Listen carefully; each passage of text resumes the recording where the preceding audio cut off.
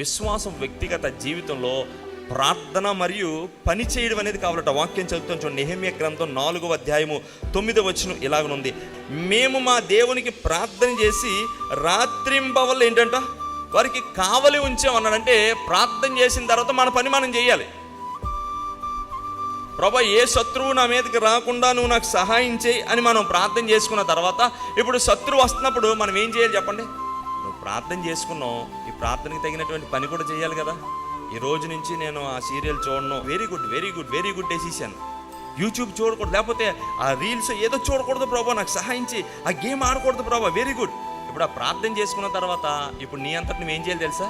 పని చేయాలి. అసలు సెల్ దగ్గరికి వెళ్లకుండా ఉండాలి, టీవీ ఆన్ చేయకుండా ఉండగలగాలి. నేను ప్రార్థన చేశాను కాబట్టి దేవుడు ఏంటంటే ఇప్పుడు ఆ టీవీని ఆఫ్ చేసి, నీ పని నువ్వు చేయకుండా దేవుడు, తప్పు కదా అది.